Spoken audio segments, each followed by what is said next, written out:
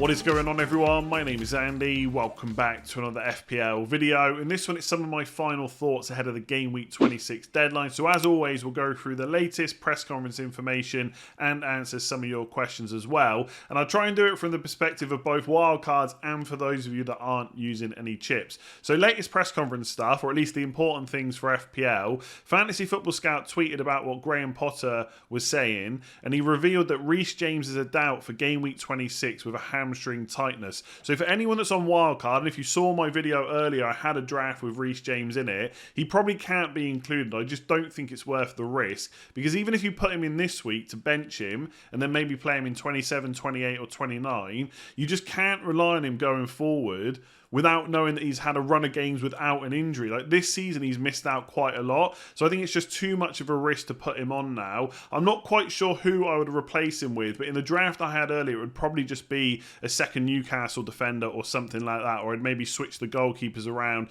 and have Estepinian or Dunk in there as well. There aren't a huge amount of other defenders to look at because you need someone that's going to play in 28 and preferably also doubles in 29. But for wildcarders, I don't think you can really consider Reece James now, unless we get an update from this, which is unlikely. And for anyone that's not wildcarding, you probably weren't looking at Reece James anyway.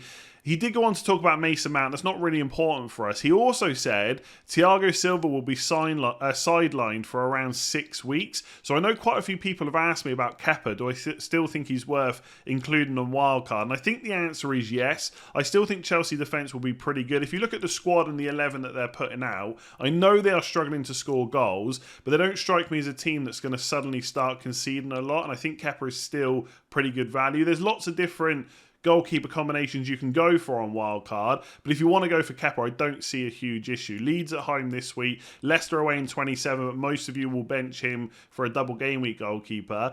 Everton at home in 28 is pretty good, then it's not a bad double. I know they've got to play Liverpool, but at least both games are at home, and Chelsea should have at least one more double game week in the future as well. So I still think Kepa is good, but for Reece James, I'd probably ignore him. So whether you're wildcarding or not, you're probably going to be looking at Brighton players either this week or next week, because they've got the double in 27 and another one in Game Week 29. And let's not forget, they'll also have 3 more after Game Week 29 as well. And there was some good news from De Zerbi in the press conference. He said Purvis and Solly, so that's Purvis Estepinian and Solly March, are able to play tomorrow, which is good news for us. I guess we can't be completely shocked if when he says they can play, that just means in the squad and off the bench, because they have had small injuries, but it's not like they've been out for a long time. So I'm pretty sure they're going to be back in the 11. So this seems like a good opportunity to talk about who are the best options, whether you're wildcarding or not. I guess if you are wildcarding, you're going to want 3 Brighton players. I don't think it's completely out of the question to go for double defence, especially someone like Sanchez and Dunk, because they're guaranteed minutes pretty much every single week, despite how much the fixture schedule might get hectic. And we shouldn't, like I said, forget they will have 3 more double game weeks down the line. They've still got FA Cup matches to play, so that schedule is going to get pretty tough. But when I look at the doubles in the short term, especially Leeds away, Palace at home, and Brentford at home, Bournemouth away, that says to me 2 attackers instead. So that's probably what I'm going to be doing. I don't have a really strong opinion on who the best 2 attackers are, to be honest with you. It's 2 of 3 of March, McAllister and Mitoma. Mitoma is the one that hasn't left any drafts that I've made. I think when you watch Brighton, he's one of the most exciting players, and I kind of want that kind of player in my team if I can. So then it's March and McAllister. Now, McAllister hasn't really been talked about for most of this season. He did really well at the start because he got a few penalties, but since then we haven't really discussed him because he's been playing in a much deeper position, and you are heavily reliant on penalties. Now, we do buy penalty takers for FPL all the time, but we tend to buy ones like Salah and Fernandes and Kane who can get us points outside of those penalties. With McAllister, that hasn't really happened, but recently he's been playing in the number 10 position because Lallana's been out, and he has been generating pretty good expected goals, expected assists, even if he hasn't converted them to points yet. So that's why people are looking at him. He's nailed on, he's playing a bit further forward, and he's on penalties. I just worry slightly, what if at some point he gets moved back deeper? And depending on which Brighton fans you talk to, they do think that's a possibility even before Lallana is back. And if he does get moved back, then I do feel like you're heavily reliant on him getting penalties for points. And if he doesn't get them, he's probably going to get 2 or 3 points most weeks. So right now, on the draft that I'm on, I've got Mitoma and March because they are playing in a very attacking positions, and they've done great since they've been in the team under De Zerbi. I think March is on 4.8 points per game for the whole season. He's also a little bit cheaper. He just seems nailed to me. I think he started every single game. Like if we go on to the Brighton page, I mean, I guess when the fixture schedule gets hectic, any player can be rotated, right? But they are pushing for European places and stuff like that. March is still flagged, but I'm sure that will come off later on. Like, he's literally started every single game this season under Potter or under De Zerbi. I just don't see what's going to change. So I'm on March and Mitoma just because they play in those attacking positions all the time. But I do wonder if I might just switch back to McAllister instead of March because of those penalties. So that's basically what there is to weigh up. You can decide which 2 of the 3 you like. In terms of the defenders, it's a similar situation where Estupiñán is easily the most exciting, the most likely to get you attacking returns. But I feel like he's always almost the most likely to get rotated when the fixtures start getting, or in quick succession. But they don't have another left back, right? Tariq Lamptey can play there. De Zerbi spoke about that, but he also said he's not the same player as Estupiñán. So I feel like, especially if you're on a wild card where the team is quite boring, maybe going for some excitement with Estupiñán is the way. If not, if you are worried about minutes, and by the way, I don't think he's going to start missing every other game. We're talking like 1 in 4, 1 in 6, 1 in 8, something like that. You just go for Dunk, or you go for Sanchez if you don't want a Brighton defender. And that pretty much is all there is to it. I think 3 Brighton players looks really good right now if you can get through game week 28 without them. Right now I'm on March, Mitoma and Estupiñán, but that is definitely going to change a few times before tomorrow's deadline. So just quickly on Man City defence, because there's probably quite a few of you out there still with Akanji and Ake. Pep Guardiola said today that Stones and Laporte have trained this week and feel better. Now, that doesn't necessarily mean they're ready to start. It could well be Ake at left back again for Newcastle at home, but it does mean they're going to cause an issue sooner rather than later. And as we've seen, when Laporte is fit, he can also play left back, and that doesn't necessarily mean that Ake will get moved to centre back. He could be benched. We've seen that a couple of times over the last kind of 4 to 5 weeks. So I wouldn't panic if you're not wildcarding or anything like that and you want to play Ake against Newcastle. I probably still would, unless we get an update that Laporte is ready to start and stuff like that, because then it does become an issue. But longer term, whether you're wildcarding or you're just using transfers, Man City defence is a problem because it feels like none of them are nailed on. It's impossible to predict who's going to start every single week. It might be Diaz from here on out, but is he worth the hassle? None of them have particularly massive attacking output either, like Cancelo used to. They're just not worth the hassle. If you're on a wild card, you're nowhere near Man City defence, and if you're not, you should probably be thinking about when you get rid of them. You could risk it for Newcastle and Palace and then get rid before the blank, but I would say in game week 27 you probably want to be starting to look at moving them on to someone else. Who knows, maybe even a Brighton or a Brentford defender. So after being benched for the last 2 games, Nketiah is now a doubt for Bournemouth at home, and annoyingly we don't know whether he's definitely out, and if he is out we don't know how long for, because Arteta just said it's a bit uncertain what will happen with him. To me that doesn't sound great, and I think he's probably going to miss out at least this game, and who knows in the future. So if you're an Nketiah owner, obviously it would be great to have triple Arsenal for the run they've got, you can see on screen, but I don't think it's worth 2 transfers to move him to a midfielder or a defender. So if you've got the cash, I would just go straight to Ivan Toney, who's got Fulham at home, double game week, Leicester at home, double game week. I know the suspension and the charges are kind of hanging over him, but I just think it's worth the risk for what he can provide. So if you've got the cash, you do that. If you've already got Toney, then you could look to move Nketiah to someone like Watkins, João Felix, or like I said, move the money, move the Arsenal spot to a different Arsenal player instead. Interestingly, for those on Wildcard, Arteta also talked about Gabriel Jesus and said he's not far now as he nears a return to action. I saw other reports say that Jesus is doing some stuff with the team, but other stuff outside of the team. So he's not back in full team training yet. So you'd assume it's probably another week or 2 until he's back in the squad.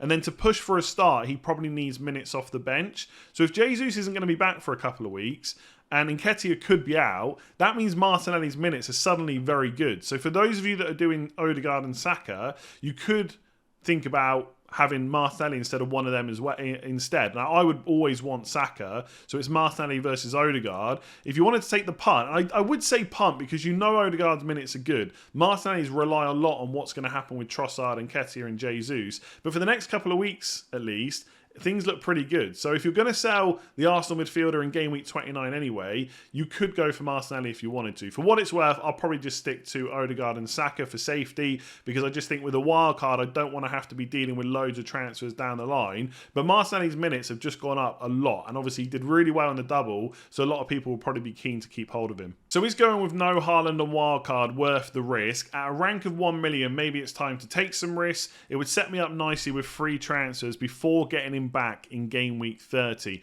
Now, if you're at an overall rank that you're not happy with, like I probably am in that position right now as well, where I'm just inside the top 400k, at some point you've got to go a little bit different to try and climb up the ranks. I just wonder if 13 game weeks out, is this the time to take those kind of risks, especially with a player like Haaland with the damage that he could do against Newcastle at home and Crystal Palace away. Even with Bruno Guimaraes back for Newcastle, Man City is still going to score, 1, 2, maybe 3 goals in that fixture. Newcastle defence very good. Man City attack also very good. And I guess the question is, if you're wildcarding in 26, and don't get me wrong, I've seen a lot of people thinking about this, where they start with someone like Ollie Watkins instead to save the transfer in game week 28. If you're doing that and you're rolling the transfer in 27, then you've got 2 transfers in 28 anyway, and you ideally want to use one. So I guess the question is, if you start with Watkins instead of Haaland, is there a transfer in 28 that's going to get you more points than just starting with that player and doing Haaland to Watkins in 28 instead? And I think for most teams, it's just probably not worth it. If there's a lot you can do in 27, 28 and 29 by having Watkins from the start and not going with Haaland, then it could be worth it. But the problem you run into is, people say things like this all the time. Well, I'm 1 million, I've got to take some risks. They take a risk, and then next week, well, I'm now 1,100,000, and I've got to take another risk. Well, now I'm 1.5 million, etc. Right? It can just be that it's like you're chasing the risks, and each week you're getting worse. So you feel like you've got to take bigger risks, and you just fall into that trap. So personally, having looked at wildcards a lot, I don't think there's enough in it to drop harder on a game week 26 wildcard. On game week 27, where you don't have that extra transfer in game week 28, then it could be worth it, because you could start with Watkins, you'd miss out Haaland for Crystal Palace away, you're going to captain someone else with a double game week anyway. He doesn't play in 28 and Liverpool at home in 29.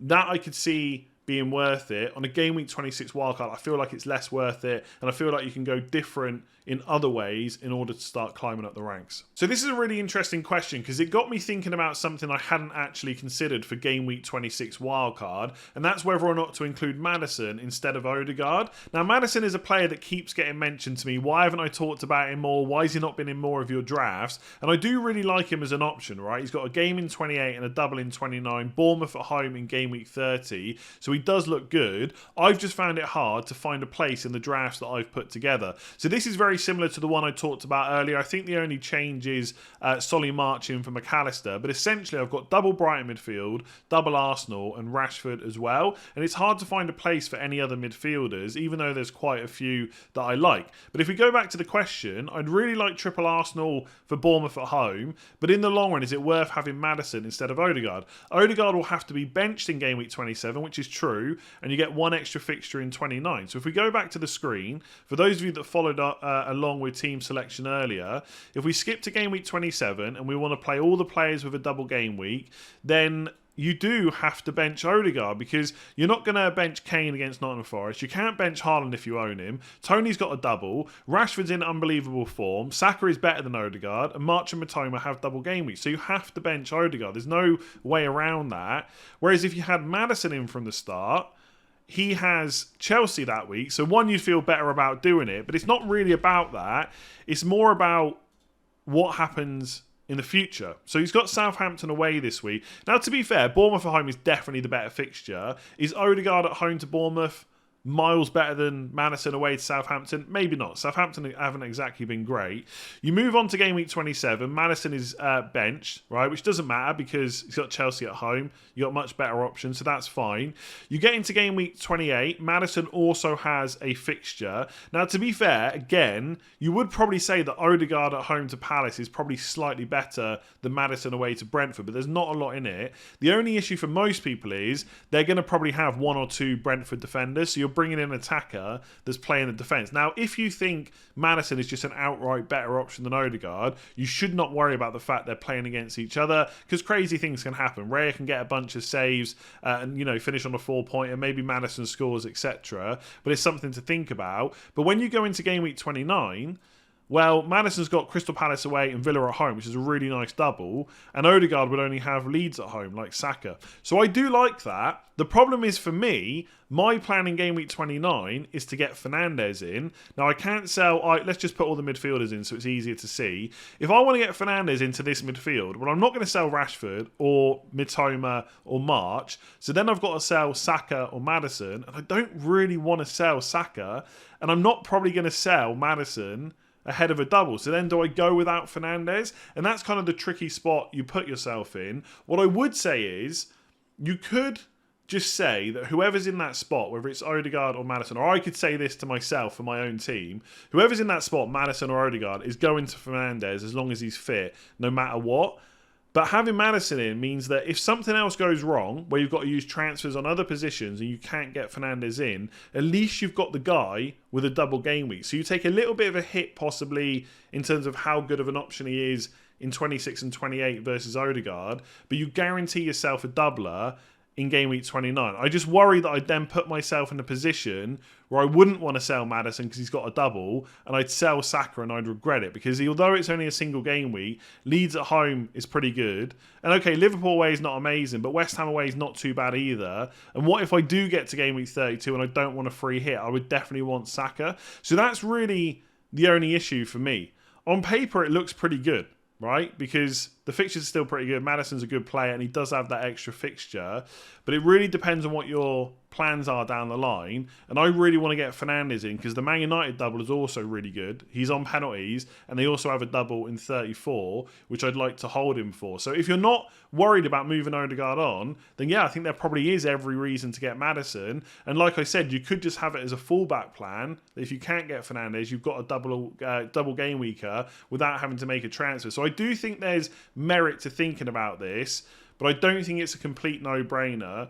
And I do think I'm probably still going to start with Odegaard because I think 2 home games, one of which is Bournemouth at home, I'd probably rather have that and then decide to sell him later on. I definitely, at least I don't think, want to sell Saka. Alright, is it okay to go with Sanchez and Raya on Wildcard? And absolutely, if you think this is the best route to take with your team, this is what you should do. The only issues I could see people running into, most people want to bench boost in game week 29 and not game week 27. So one of these players would have to be on your bench. So essentially, you'd be losing a double game week player in game week 27. And obviously, part of the appeal to Wildcard this week is to get the full 6 players from Brentford and Brighton. You don't have to do that because, to be fair, Brentford players from kind of 29 onwards are not great. I know they've got the double, but it's a pretty difficult one, and they're not really needed after that. So it is something you could consider. So that's one thing. You could obviously bench boost in 27 instead if you wanted to. That is an option.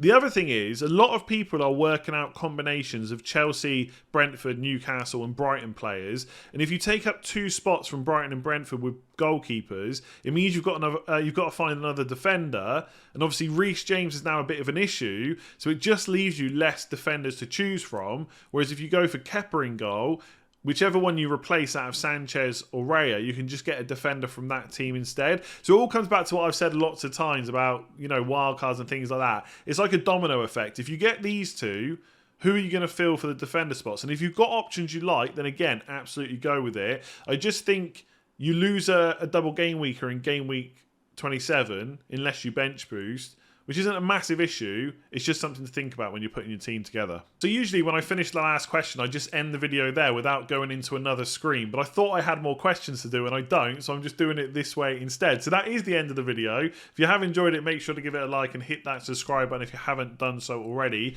I know there's probably some specific questions that I haven't been able to get to, but we'll be doing a deadline stream tomorrow. That will probably start at 9 or 9:30 AM UK time. Also, for those of you that aren't sure about Wildcard, and how it would work, how you get through the blank and deal with the bench boost. I did my team selection video earlier today, and I went through all that with my own team, why I think I need to wildcard and how it's going to work out over the next few weeks, what things I'm thinking about when I'm choosing the draft right now, and all that kind of stuff. So make sure to check that out. It is quite long, but I think it's useful. Otherwise, I'm going to leave it there. I'll see you tomorrow for the deadline stream. Give this video a like, hit subscribe, and I'll catch you tomorrow.